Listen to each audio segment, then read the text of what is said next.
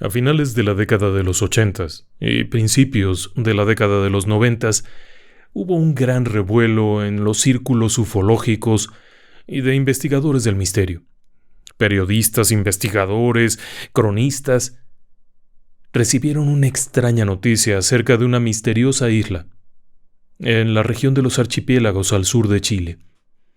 La historia era complicada por todas partes y parecía indicar que existía una misteriosa isla donde habitaban una serie de personas de gran estatura, apariencia nórdica, probablemente de origen extraterrestre, que estaban realizando curaciones milagrosas y haciendo cosas extraordinarias con tecnologías muy avanzadas que hasta les permitían conocer el futuro.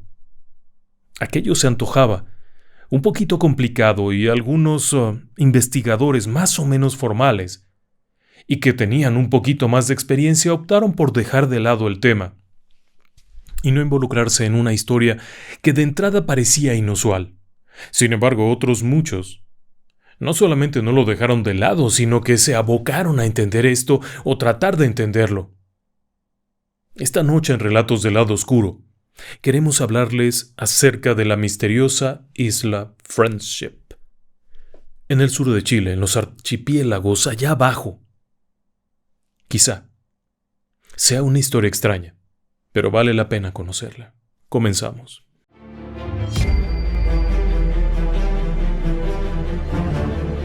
Relatos del Lado Oscuro. Fantasmas. Seres extraños. Sucesos inexplicables. Perversidad humana. Historias que otras mentes prefieren ignorar.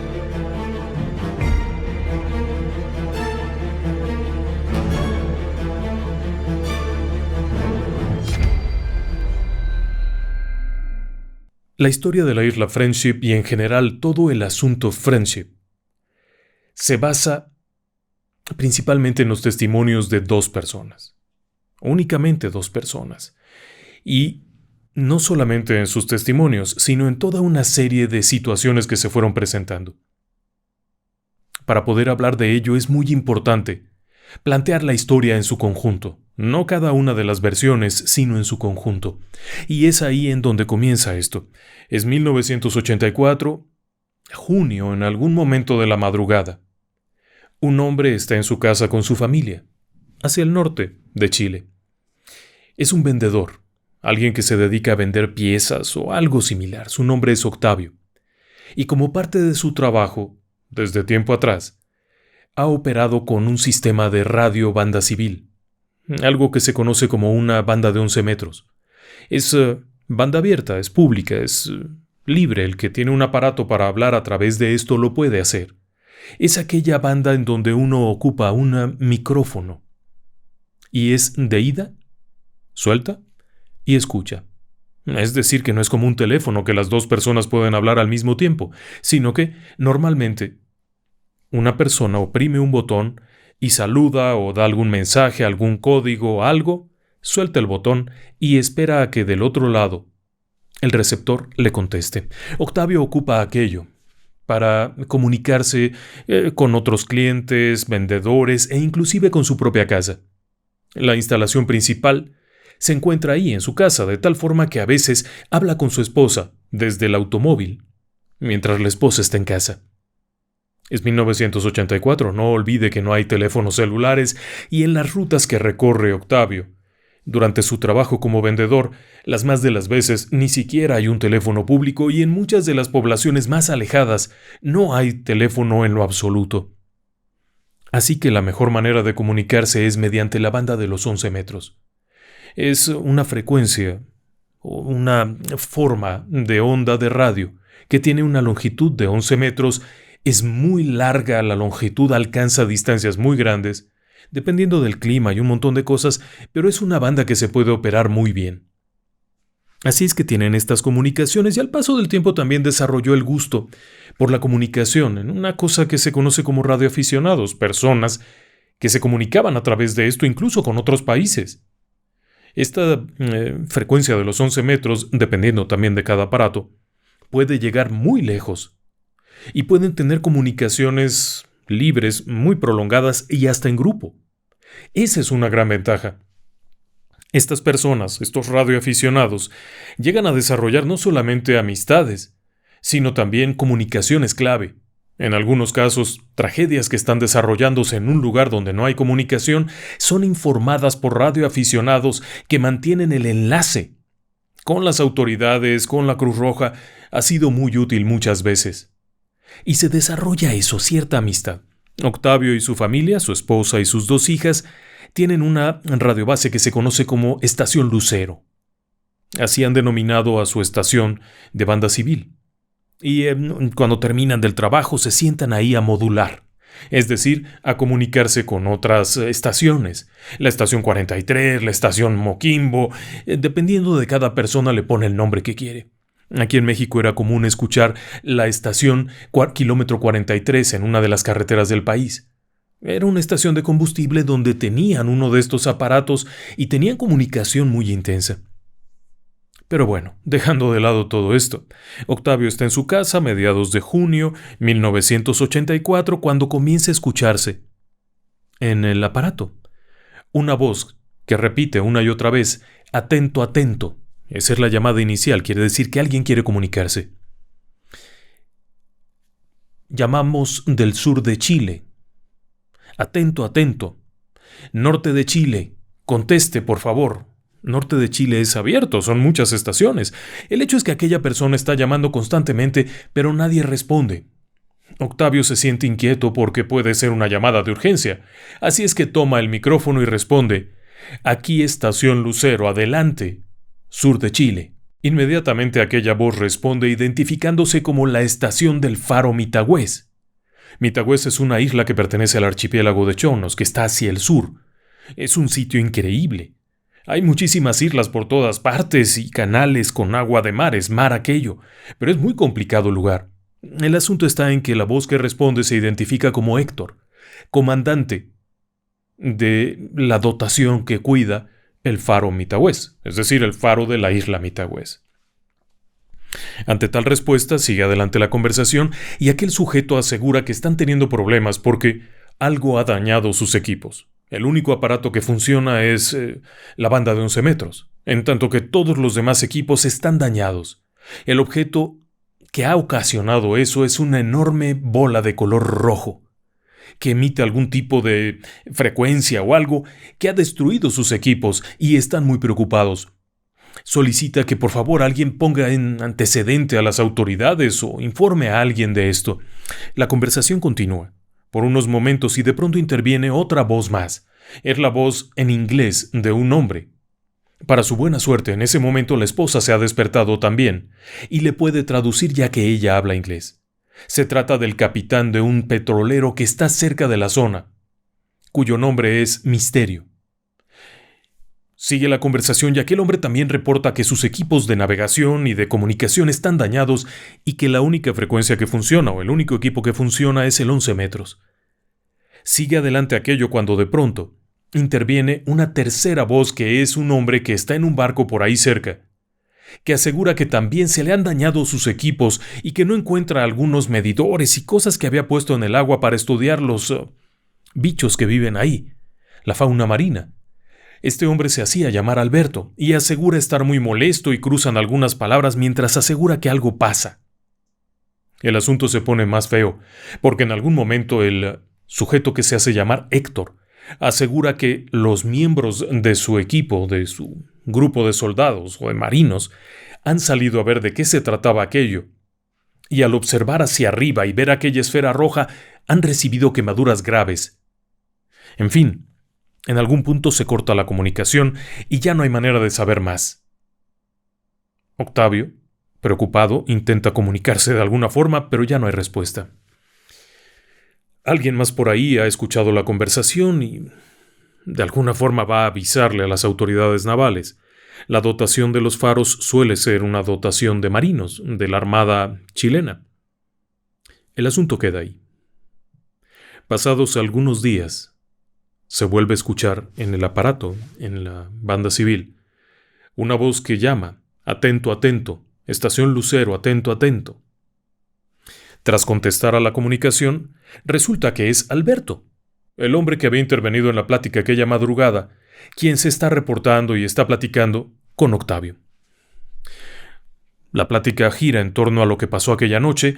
Alberto se presenta como capitán de un yate, el Mytilus II o Mytilus II, y que estaba anclado ahí muy cerca de la isla Mitawes cuando ocurrió aquello y él pudo ver estos aparatos y toda la barbarie que se desató, etc. Cuando le preguntan cómo está Héctor, responde que desafortunadamente ya lo relevaron del cargo y ya mandaron a otra persona y ya no sabe qué pasó. Pero aquella comunicación evolucionaría y se volvería una comunicación agradable. Entre amigos, vamos. Una comunicación entre amigos. Bien, no hay problema. La plática se vuelve amena. Hay días en los que charlan un rato y este hombre cuenta bromas. Hay veces en las que tienen que sacar a las niñas de la habitación porque de pronto los chistes son demasiado colorados. Es un capitán de barco un poco pícaro. Y la plática es muy buena. Un día les dice que por qué no van allá con él, que tiene el yate, que bien cabe una familia completa y se la pueden pasar muy bien. Que lo agradecen y quedan de hablarse otro día. Pero ya no hay comunicación. Pasarían algunos meses hasta finales de diciembre de 1984, cuando repentinamente vuelve a sonar el aparato aquel y se escucha la voz que dice: atento, atento, estación Lucero. Es la voz de Alberto. Inmediatamente responden, muy alegres de recibir la comunicación de aquel sujeto. Les repito que entre radioaficionados se daba el mismo fenómeno que ocurre, por ejemplo, en YouTube con las personas de un chat. Se conocen, se platican, se ríen, se hacen bromas. Algo parecido. El asunto está en que la comunicación es un poco diferente. De acuerdo con lo que narraría Octavio Ortiz, el protagonista de esta historia, la forma en la que se comunicaba con ellos, Alberto, era diferente. Se le escuchaba un tanto acartonado, un tanto cuidadoso de lo que decía, un tanto extraño.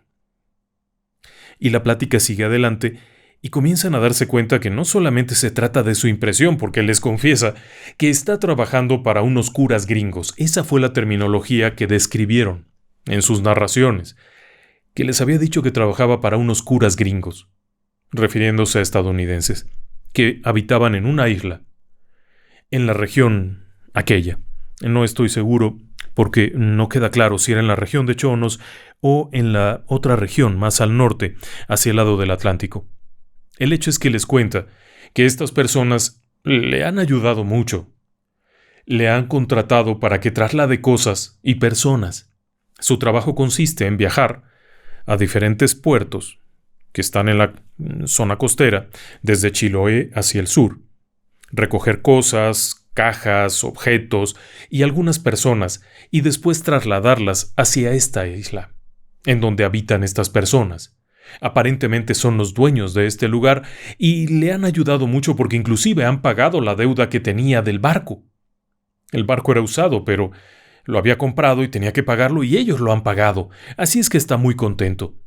Aquello sigue adelante y les platica un poquito más acerca de estas personas y así sigue, asegurando que sería bueno que los conocieran. De acuerdo con la descripción hecha por Octavio, por toda la narración que el propio Octavio Ortiz hizo, algunos días después comienzan a tener contacto con un sujeto que se presenta. Como de costumbre, la radio suena. Una voz dice: atención, atención, atento, atento, estación Lucero. La persona se presenta como Ariel. Un detalle que he omitido mencionar es que cuando Octavio le pregunta al del barquito Mytilus II que cómo se llama esa isla, responde que aquellas personas le llaman friendship, que en inglés significa amistad. La persona que se presenta unos días después y se hace llamar Ariel se presenta como estación Friendship, en referencia a que es la estación de radio de la isla Friendship. A partir de ahí comenzaría a haber una comunicación frecuente entre Octavio y estas personas, la esposa, las niñas, que eran pequeñas, también participan en esta plática, en donde hablan con alguien en castellano. pero al mismo tiempo se nota un acento extranjero. Y los temas de los que hablan también son inusuales, porque por un momento parecería que están hablando con religiosos, aunque no parecen católicos. A decir de Octavio, más le parecería que fueran miembros de la Iglesia de Jesucristo de los Santos de los Últimos Días, por la manera en la que se expresan, los temas que tratan, pero al mismo tiempo genera mucha curiosidad porque a veces hablan de cosas absolutamente inusuales, cosas poco conocidas y cosas que les llama la atención. La amistad va variando porque de pronto es Ariel, de pronto es Gabriel, de pronto es Rafael. Son varias las voces que participan en estas conversaciones que a veces duran 2 horas. En algunos momentos, Octavio se intriga por qué es lo que hace esta gente allá. Él le explica un poquito. Esta zona del archipiélago, en la zona baja, está repleta de islas, hay miles de islas. Y al decir miles es que hay desde algunas muy pequeñas, algunas que son meramente bancos de arena y otras que son un poquito más grandes. Pero la gran mayoría, si no es que el 99%, están deshabitadas. No hay nada. Y la navegación en estos canales también es muy riesgosa. Hay zonas en las que barcos grandes simplemente no pueden cruzar.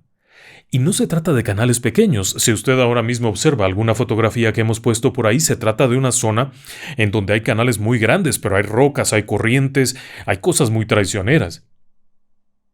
¿Quiénes eran? Aquello se vuelve tema de conversación en la familia. Hasta que entrado enero, hay una comunicación rara. Es 1985. Y el 17 de agosto de aquel año, de pronto, hay una comunicación nueva. Atento, atento, estación Lucero. Atento, atento, estación Lucero. Aquí, estación Friendship. Cuando alguien toma el micrófono, la voz aquella ordena que salgan inmediatamente y vean el cielo.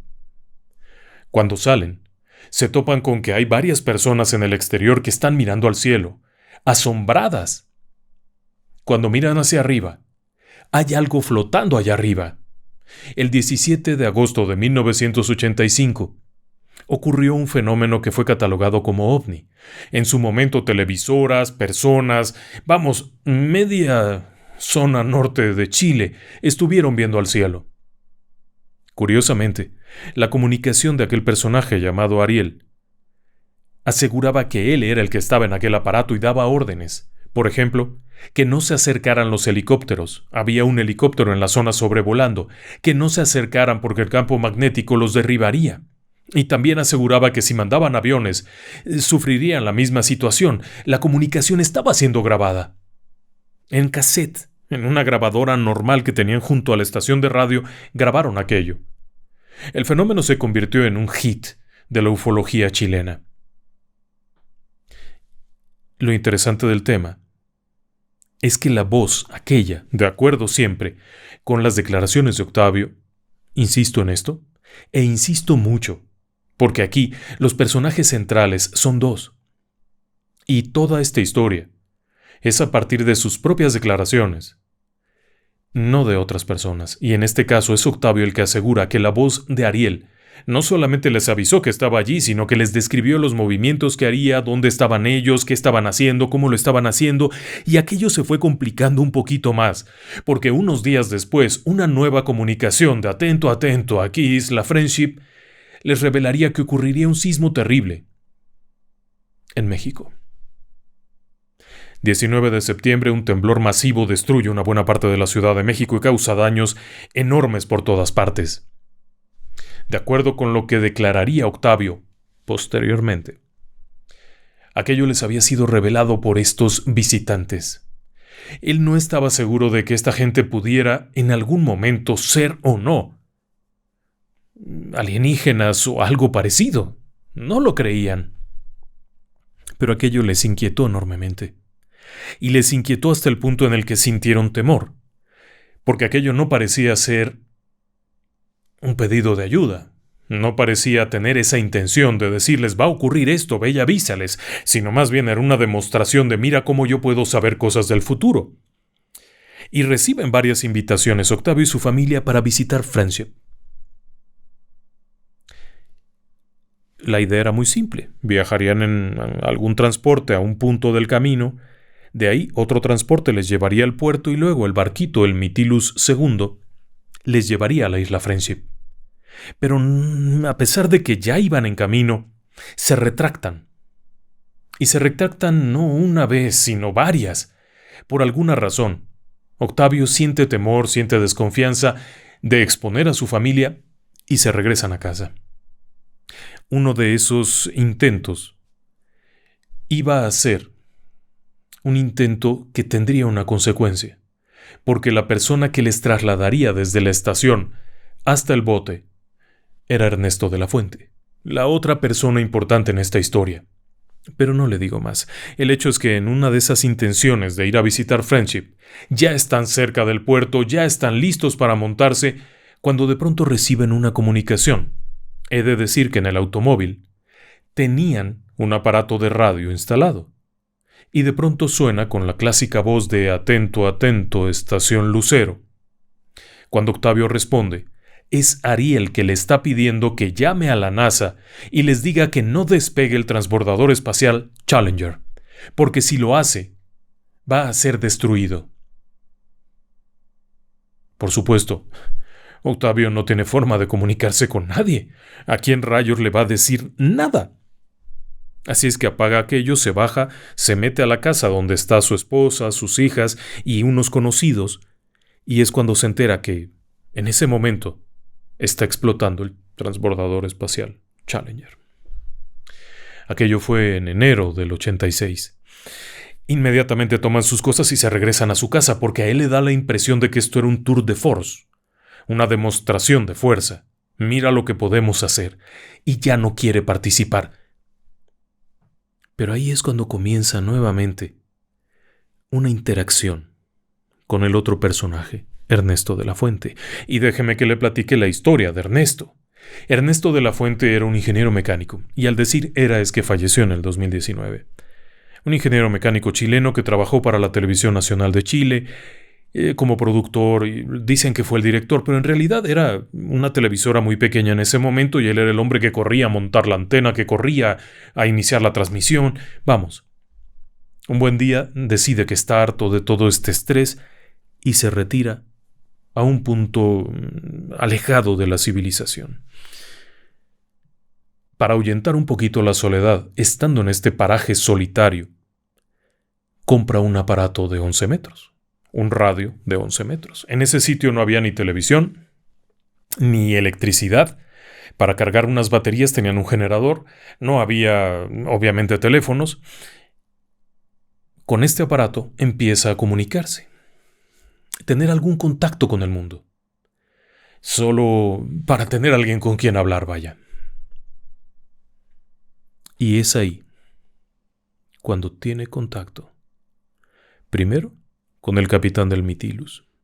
Sí, el mismo Alberto con el que había hablado aquella madrugada Octavio es el primero en hablar con Ernesto. Y después de eso, comienza a ver esta comunicación con estas personas. En un principio él piensa que son unos locos gringos, lo mismo que le ocurrió a Octavio.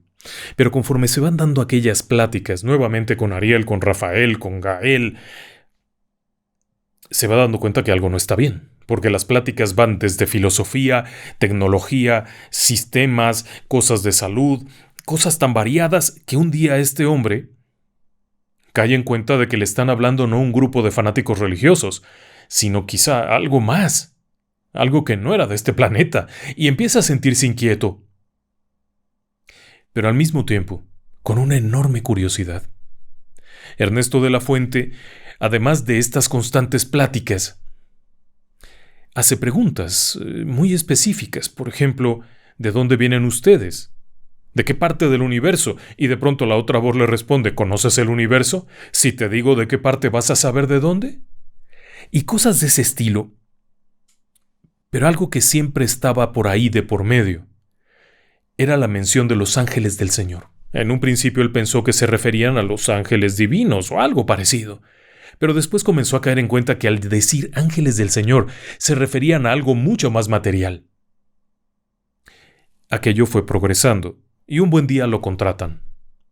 Ernesto sería el encargado de trasladar a las personas de la estación del tren, del ferrocarril, del medio en el que llegaran, hacia el puerto, y subirlos en el Mytilus II, con el capitán Alberto. Ese era su trabajo y le pagaban por ello. Pero seguía al mismo tiempo la comunicación. Y esto fue evolucionando. Al punto en el que un buen día, cuando él pregunta quiénes son realmente, recibe una serie de datos extraños. Por ejemplo, estas personas de la isla Friendship efectivamente eran de Estados Unidos. En las revelaciones que le dieron, habían llegado allá, desde California. Y habían escogido este lugar por lo aislado, por lo solitario y porque nadie los molestaría y ahí podrían desarrollar su labor. De acuerdo con estas personas, todos habían nacido en la Tierra, eran hijos de mujer humana, pero su padre no era humano. Aquello fue una revelación extraña. Pero además había otras cosas. Por ejemplo, el hecho de que Ernesto era un fumador consuetudinario que se soplaba 50 cigarrillos al día. Y llega un punto en el que su estado de salud es desastroso. El cáncer ha invadido sus pulmones, está al borde de un colapso, cuando es llevado a la isla. Ernesto de la Fuente, en sus declaraciones, insisto, todo esto es en base a sus declaraciones, en base a sus relatos, Ernesto un buen día se monta en el Mytilus II y es llevado a la isla. Pero por supuesto, si usted no es navegante y sabe leer las estrellas, será imposible que sepa exactamente en dónde está. Ernesto no puede decir dónde está. Se imagina que está por allá abajo, pero no sabe el punto exacto. Y esto lo volvería a declarar muchas veces después, que él nunca supo la ubicación exacta de aquella isla. El hecho es que el barquito lo lleva y, después de un viaje de algo más de 24 horas, en medio de los canales de la región de Chonos y de las regiones bajas, llegan a un puerto, a un pequeño muelle muy rústico, al final del cual hay una puerta de madera igualmente muy rústica. Desciende del barquito, camina, se abre la puerta, ingresa por un túnel clavado en la piedra, tallado en la piedra, y de pronto al llegar al fondo de este túnel hay un elevador y la cosa cambia completamente porque aquello lo lleva hacia abajo a una especie de ciudad subterránea de altísima tecnología, en donde hay pantallas de computadoras, en donde hay iluminaciones extrañas, en donde las habitaciones tienen un clima controlado y una serie de cosas que describe impresionantes, pero además también describe a los propios habitantes de Friendship. Y estos sujetos, todos ellos, él no relata que fueran mujeres, simplemente habla de los Friendship. Pero todos son personas de gran altura, muy por encima de la del propio Ernesto, que era una persona alta, hablando de que quizás superaban los 2 metros.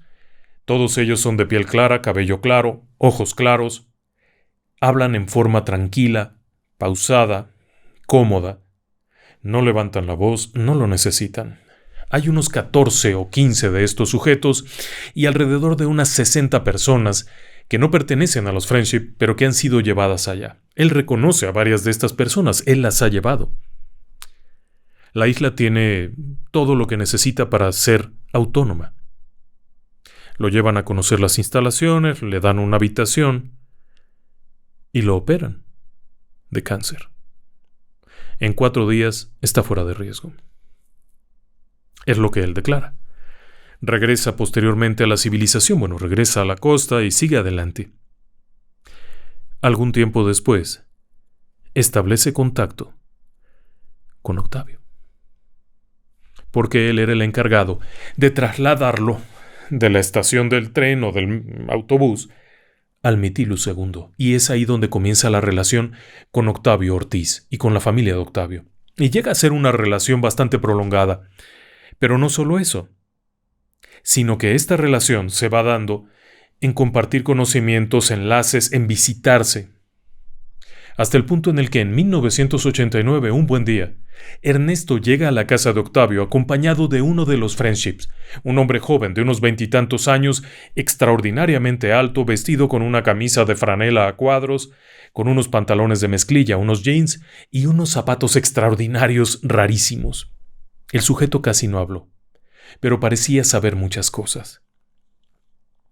El asunto está en que, poco a poco, Octavio se fue dando cuenta de que esto sobrepasaba por mucho lo que podría ser una secta y lo que podría ser un grupo de fanáticos de algún tipo. Se daba cuenta de pronto que estación Friendship llamaba, y al contestar les explicaban o les describían lo que estaban haciendo, como si estuvieran viéndolos. Les decían qué era lo que habían dicho, qué era lo que habían comido, como si estuvieran viéndolos. Pero además de eso hubo un experimento en donde supuestamente Ernesto de la Fuente entró a la casa de Octavio en forma invisible y habría incluso tomado unas llaves que no estaban a la mano y habría escuchado las conversaciones, vaya, una serie de cosas muy raras. El asunto fue creciendo, pero estalló públicamente cuando, antes de que conocieran al Friendship en 1988, una de las grabaciones de Octavio se filtró a una revista española. A partir de ahí, esto estallaría como una bomba. En Chile, en las costas de Chile, existe una isla que habitan alienígenas. Y esto, por supuesto, generó que hubiese artículos, gente que fue a buscarlos, gente que fue a entrevistarlos, periodistas de la talla de Joseph Guijarro, que es un periodista del misterio de muchos años, fue allá a buscarlos, a buscar Friendship, a buscar evidencias. Esto siguió creciendo, revistas, periódicos hablaban de esto. Y además, también se filtraron algunas declaraciones del propio Octavio, del propio Ernesto, quienes fueron haciendo declaraciones que fueron completando el cuadro. Y así es como se creó una burbuja gigantesca acerca de Friendship. Se le llegó a comparar con el Área 51 de los Estados Unidos, se le consideró un lugar sagrado por algunos, comenzaron a surgir un montón de teorías de dónde venían, quiénes eran, por qué estaban ahí, qué buscaban en este lugar. Por supuesto, la historia, digamos, inicial, mas no significa que fuera la más confiable, simplemente la historia inicial venía de dos fuentes, Octavio Ortiz y Ernesto de la Fuente. Y ambos hicieron declaraciones muy puntuales. Ernesto nunca dijo saber dónde estaba la isla. Y sin embargo, públicamente se habló de que estaba en unas ciertas coordenadas que estarían un poquito más allá del archipiélago de Chonos, hacia la zona del Pacífico, en un lugar donde, por cierto, no hay nada. Pero además las propias coordenadas eran sin sentido. Ni siquiera indicaban bien los segundos, simplemente daba un grado y además puntuado decimal. Era una situación ahí muy rara. Siguieron saliendo testimonios que aseguraban contactos extraordinarios, luego comenzaron a llamar también por la radio otras voces, por ejemplo uno que decía ser Emanuel. El caso es que el día que metieron la comunicación este tipo está hablando y comienzan a buscarlo con un radiogoniómetro, que es un aparato que localiza el origen de la señal, y resulta que estaba en tierra firme y en territorio chileno hacia el norte, no allá en el archipiélago. Esto comenzó a generar muchas situaciones tensas. En 1999, la propia televisora de Chile lanzó, dentro del programa OVNI, con la voz de Patricio Bañados, un programa especial acerca de la isla Friendship. Este programa fue muy inusual porque Patricio Bañados tuvo acceso a entrevistar a Ernesto de la Fuente, a entrevistar a Octavio Ortiz y de hecho ir a buscar él mismo la isla Friendship. Pero para ir a buscarlo recibió el apoyo de la Marina, de la Armada chilena, que le prestaron un pequeño barco, una patrullera, con su tripulación, para que los llevara al lugar donde se supone que estaba la isla Friendship. No fue muy bueno. Simplemente no fue muy bueno. No resultó positiva la investigación y navegó entre dos aguas, entre la credulidad y la incredulidad. No se definió. Pero era un trabajo de investigación impresionante. El asunto ha seguido allí, ha habido revistas de todo tipo, hay un par de libros muy buenos que analizan el caso, hay otro par de libros que no lo analizan, que lo critican, hay de todo. Pero después de que les he platicado la historia, ¿qué ocurre? Poco a poco cada quien se fue alejando. Octavio decidió irse haciendo un ladito, cambió su trabajo, después de muchos años se volvió terapeuta biomagnético, daba terapias biomagnéticas. En cuanto Ernesto se retiró, resolvió una situación personal, volvió a encontrar una pareja, no reinició el cáncer, no regresó el cáncer, etcétera, etcétera. Siguieron con sus vidas. Aparte de aquello, aparentemente esta gente de Friendship o estos seres de Friendship habrían cumplido con algún propósito. Y viene ahí la pregunta, ¿para qué estaban ahí? Y sí lo dijeron. El objetivo era preparar a las personas para el contacto con los ángeles del Señor. Es decir, preparar a un cierto número de personas para establecer un contacto alienígena a nivel mundial. O un contacto. Seleccionaron a ciertas personas por cuestiones genéticas. En el caso de Ernesto y de Octavio fue por eso. No era aleatorio, no era cualquiera. Eran personas que habían seleccionado para establecer el contacto, prepararlas, educarlas, enseñarles a entender ciertos asuntos telepáticos, ciertas cosas de ese estilo que nosotros no manejamos, porque manejamos una comunicación auditiva verbal, y los ángeles del Señor, es decir, estos visitantes del cosmos, no lo manejan. Por lo tanto, había que hacer este enlace, y una vez concluido eso se daría el enlace y habría esto. ¿Por qué? En teoría porque algo va a pasar con este planeta y necesitaban recuperar a un cierto número de personas. Es una de las versiones. Pasado algún tiempo se deja de haber comunicación, lo que hace pensar que lograron preparar a quienes tendrían que preparar y terminó su trabajo o lo que fueran a hacer. No queda claro si partieron o si se quedaron. Bien, hasta ahí. Esa es la historia que se hizo pública, esa es la historia que contaron tanto Ernesto como Octavio, con algunos huecos, si usted quiere, porque si le contara todo, la declaración para Conexión OVNI de Ernesto de la Fuente suma 197 páginas. El libro escrito en el 2001 por Octavio Ortiz tiene 174 páginas. Obviamente he recortado algunos puntos. Pero a grandes rasgos, esa es la historia de la isla Friendship. ¿Qué preguntas podrían surgirle a usted? Evidentemente la primera es, ¿esto puede ser real?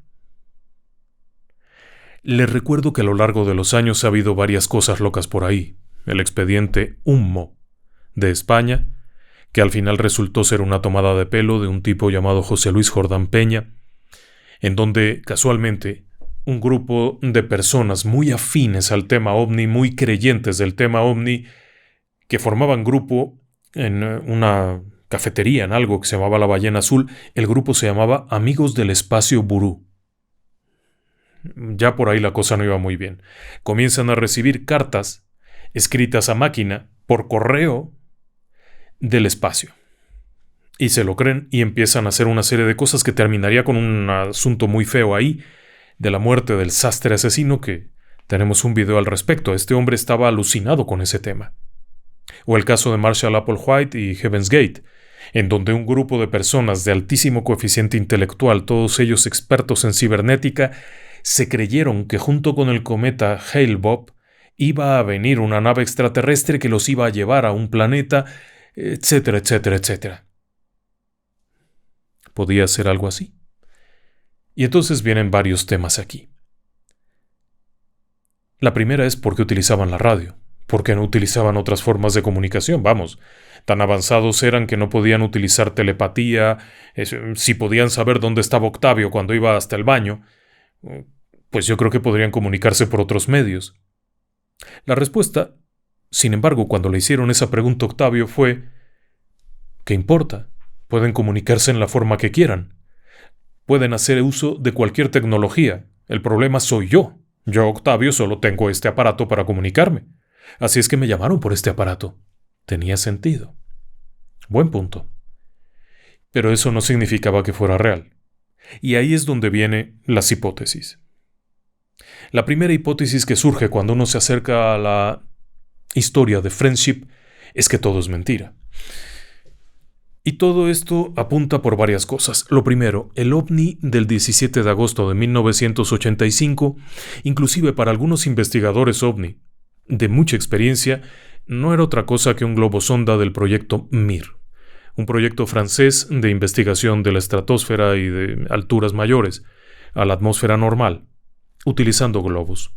Estos globos contaban con un equipo infrarrojo, con una serie de cosas, y cuando se comparan las fotografías tomadas el día del evento en Chile contra otras fotografías del proyecto Mir, las similitudes son enormes.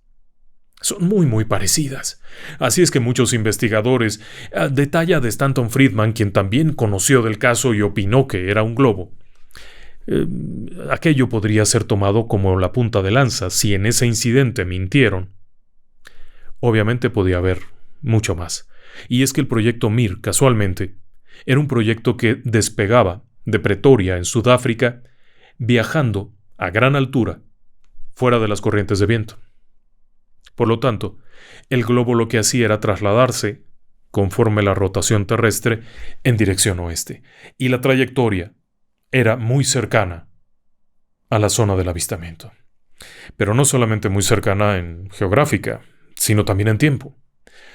Durante el mes de agosto de aquel año, se lanzaron 7 globos desde Pretoria. Los 7 siguieron la misma trayectoria. Podía hacer eso. Pero aparte había otros problemas. Por ejemplo, el famoso aviso de la explosión del Challenger. Esto no se dio a conocer sino hasta 1988, cuando comenzó el boom de la historia. Sin embargo, la explosión del Challenger fue en 1986. Había mucho tiempo para aderezar la historia correctamente, y además había otro incidente previo. Poco antes de la explosión del Challenger, un sujeto, Ted Owens, que era conocido como P.K. Man, así se autonombraba él, asegurando que era un superdotado que podía manejar la telepatía y que tenía contactos extraterrestres, en los Estados Unidos, envió una carta a la NASA asegurando que el cohete iba a explotar cuando despegara con el Challenger aquel 26 de enero del 86. Esto se incluyó en una serie de testimonios que se publicaron poco después. Así es que podían haber copiado esa idea. Pero además, en 1985 se estrenó la película Cocoon, una película en la que un grupo de alienígenas disfrazados de humanos visitan el planeta Tierra para recuperar algo que habían dejado en el fondo del mar, y para ello contratan un lugar. Su objetivo no era curar a nadie, no era salvar a la especie humana, aunque podían hacerlo. Pero buscaban un refugio alejado porque no querían que la gente llegara. Se antojaba muy parecida a la historia. Para algunos escépticos, todos estos detalles van sumando para que la historia no fuera completa. Y por supuesto está, por ejemplo, el hecho de que Ernesto de la Fuente aseguraba tener los estudios que comprobaban que era un hombre muy enfermo. Pero no he encontrado ningún dato acerca de por lo menos un investigador formal que los haya visto, incluyendo a Joseph Guijarro, que fue a Chile a buscarlos, a entrevistarlos, que estuvo allá, no los vio. Luego viene otro problema. El punto inicial, ¿se acuerda? 1984, mediados de junio, cuando la llamada urgente de Héctor en el faro Mitagües, reportando la presencia de un ovni. Bien, el único dato que hay acerca de un faro de nombre Mitagües, que está cerca de la isla Mitagües, es a partir del 2004. Y en las fotografías aéreas y en las fotografías satelitales no aparece ningún faro en la isla Mitagües. Pero sí aparece la isla, está perfectamente cartografiada, es conocida, pero además de eso, el único dato que se arroja del faro de la isla es que es un faro de fibra de vidrio de 3 metros. Es decir, un faro moderno, pequeño, que no requiere una dotación militar para cuidarlo ni para operarlo. Este punto ha sido bastante caótico, porque en 1980 y tantos, cuando surge esta historia, no había forma de que se pudiera investigar en Google Earth o en alguna de estas opciones formidables qué había en la isla. Y sabiendo que hay 1000 y pico de islas, era fácil inventar algo. Así es que algunos escépticos que no creen en esta historia apuntan a eso, a que ese faro no estaba allí y por lo tanto toda la historia habría sido un mito. Y luego viene otro problema, el propio barquito, el Mytilus II. En la investigación realizada en 1999 por la gente de televisión de Chile, no encontraron ningún registro de esto. Claro que tampoco hicieron el gran esfuerzo. Sin embargo, otros investigadores sí hicieron un gran esfuerzo en irse a meter a todos los registros, cualquier barco, excepto las pequeñas barquitas o esquifes, los Zodiacs inflables y eso. Cualquier barco pesquero, por pequeño que sea, va a tener un registro. Y cuando llega al puerto, se registra en la bitácora de puerto la llegada, entradas, salidas. Es como en un aeropuerto. Se tiene control porque los barcos sirven también para el tráfico, para el comercio ilegal, contrabando, etc. Así es que hay un cierto control. Y en todos los puertos que se supone fueron visitados por el Mytilus II, no hay ningún registro del mismo. Aunque, en la investigación de Canal de Chile, de Televisión de Chile, un oficial de la Marina aseguró haber visto esa embarcación en uno de los puertos. Pero podría ser todo un bulo, un mito, al no haber un registro, etcétera, etcétera. Con todo esto que le he dicho, la historia se acabó. Habríamos de hacer bolita todo esto y pensar que hemos estado platicando entre amigos por un buen rato. ¿Por qué me hace ruido entonces la historia? Punto número 1. Octavio Ortiz no obtuvo ninguna ganancia de esto. Fue una historia muy complicada. Una historia que creció y creció y creció, que se hizo una burbuja enorme y espantosa. Y cuando algo así ocurre, la vida de una familia se altera completamente. Las personas pierden el empleo, se les tacha de locos, aparecen en televisión exponiendo su cara y obviamente la siguiente vez que alguien los ve en un trabajo, dudan de su confiabilidad. Octavio arriesgó su vida personal, su familia, su futuro, en esta historia. De hecho, él declararía posteriormente que él jamás liberó nada, que esa cinta de cassette que fue el origen de la historia, del boom de la historia, le fue tomada sin su permiso, copiada y divulgada a través de esta revista española.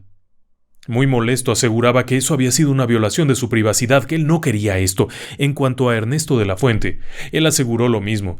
De hecho, poco después de que participara en todo este asunto, se apartó por completo, se fue a vivir en otro lugar en donde nadie lo conocía y mantuvo un perfil bajo.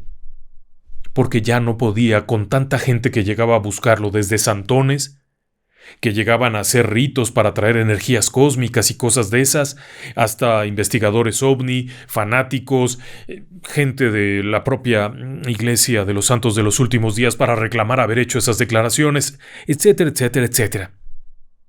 Se puso en riesgo. Aunque existían especulaciones de que el propio Ernesto de la Fuente pertenecía a la Iglesia de los Mormones, aquello nunca se acreditó. El asunto es que los dos tuvieron mucho que perder y muy poco que ganar, porque además, déjeme decirle, que en Chile, si bien ya no era la época de la dictadura, seguía estando muy rígido el sistema.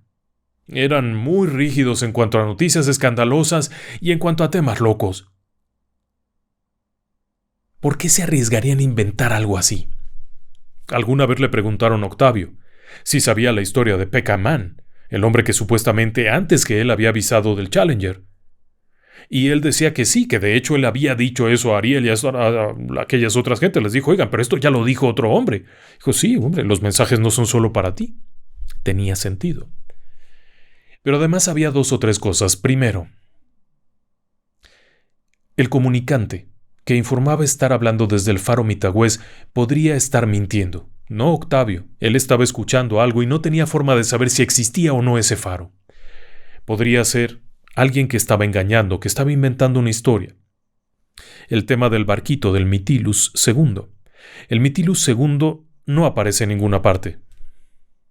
Sin embargo, hay que recordar que muchas veces a los barcos, cuando se compran de segunda mano, se les cambia el nombre y por ello hay que hacer todo un trámite para cambiar el registro del nombre. Sin embargo, se puede navegar utilizando el número de serie o el registro a través de números, una especie de placa para un barco. ¿Podría ser ese el caso? ¿Podría estar registrado con otro nombre? Sí.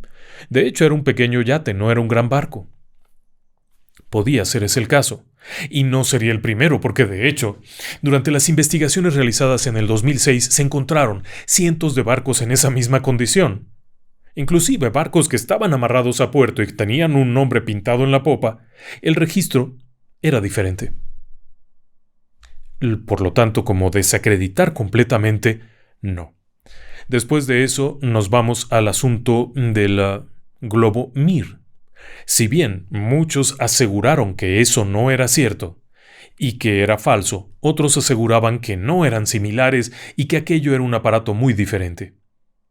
Pero también podemos volver a lo mismo. Si esa extraña voz del radio había mentido diciendo que transmitía desde Mitagüez, desde el faro, podía estar mintiendo y aprovechándose de aquello y creando alguna suerte de ilusión óptica. Posteriormente, el propio Octavio y su esposa se someterían a regresiones hipnóticas en las que arrojaron cosas muy raras. Podían ser objeto de un engaño. Y ellos estarlo creyendo. Y el propio Ernesto haber hecho esto. Y eso fue lo que complicó todo aún más, porque entonces surgió la especulación. no son extraterrestres. Entonces es una secta que está haciendo experimentos con personas sin autorización, y por eso se llevan a las personas a la isla, y allá les hacen cosas. Experimentos médicos. Se habló de que podría ser una secta que hacía sacrificios rituales. Llegaron incluso a decir que como eran personas arias, seguramente eran nazis, ex-nazis, que habían llegado ahí y que se habían alojado en este paraje solitario y necesitaban gente para que trabajara sus minas. Surgieron muchas hipótesis al respecto, pero lo que era un hecho es que esta historia estaba simbrando muchas cosas por ahí, y los únicos que verdaderamente contaron la historia eran Ernesto y Octavio, quienes aseguraron por una parte haber visto a los Friendship y por otro lado Ernesto haber estado en la isla.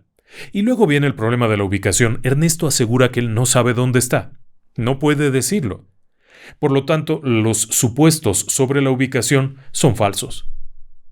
Y por lo tanto, buscar la isla en un archipiélago repleto de cientos de pequeñas islas para encontrar una instalación subterránea tampoco tiene sentido. Es difícil creer que se pudiera encontrar y demostrar que fuera falso. En pocas palabras, de cada cosa que se decía que era falsa, había una posible explicación de que no era falso. El tema sigue adelante, y entonces comienzan a salir preguntas. Obviamente usted ahora mismo se preguntará, ¿y entonces qué? ¿Qué era esto? Hay una posibilidad interesante. Un experimento social. Esa es otra de las hipótesis que se han barajeado. El incidente Humo en España en los años 60 posteriormente se convirtió en un tema de interés para las personas que creen que existen teorías de conspiración. Aparentemente, toda la labor de José Luis Jordán Peña no era una casualidad y no era simplemente un deseo personal de demostrar lo tontos que eran los creyentes en los ovnis, sino parte de un experimento social de la CIA norteamericana, con la intención de probar la posible credulidad de las personas aún ante la evidencia más clara de que era absurdo, como el hecho de que las cartas llegaban por correo cuando los alienígenas podían haberlo hecho de otras formas, ¿no? Pero lo creyeron. El incidente de Marshall Applewhite y Heaven's Gate se sumaría también a eso. Marshall Applewhite había sido parte de experimentos con LSD de la CIA norteamericana y como consecuencia creyó en todas estas cosas. ¿Y qué habría ocurrido si todo esto de Friendship hubiera sido uno de estos experimentos de control mental, de control social? No olvidemos que también existió el proyecto Blue Beam, en donde la idea era alterar el comportamiento de un grupo social, de un grupo de personas mediante la proyección holográfica de fenómenos, apariciones místicas, ovnis, monstruos, tormentas, para estudiar la respuesta. Todo ello en pos del control. Esa es una de las teorías fuertes, que en realidad no había tal isla, y sin embargo, lograron convencer a estas dos personas de que existía y crearon todo esto para analizar el comportamiento social. En fin, son especulaciones, no hay forma de saberlo. Yo no tengo forma de saberlo, no conozco ni siquiera el lugar, no he tenido la dicha ni el privilegio de viajar a este lugar maravilloso, que es toda esta zona del archipiélago abajo de Chiloé, lleno de historias, de leyendas, de cosas formidables, de mariscos deliciosos, de comidas estupendas, pero independientemente de eso, lo único que puedo contar es la historia. Y cada quien tendrá que hacerse sus propias ideas con los pros y los contras que le he platicado. Y por supuesto, tomar en cuenta pequeños detalles como el hecho de que Ernesto de la Fuente, a pesar de haber sido un sujeto que se fumaba 50 cigarros al día, y que todo el mundo sabía que se los fumaba, vivió hasta los 79 años de edad y murió de otra cosa que no de los pulmones. En cuanto a Octavio Ortiz, su libro, donde cuenta su historia, no fue un bestseller. Se vende bajo pedido, es decir, que lo imprimen cada vez que alguien pide una copia. Lo que representa que no fue un bestseller, no se consigue en grandes cantidades. No ganó de eso. ¿Cuál era el objetivo de contar algo así? No lo sé. Pero quizá, y solamente quizá, Por allá abajo, en el fondo de los canales de estos archipiélagos chilenos, haya un secreto increíblemente importante escondido, bajo una isla, llamada Friendship. Por cierto, ellos la llamaban Friendship.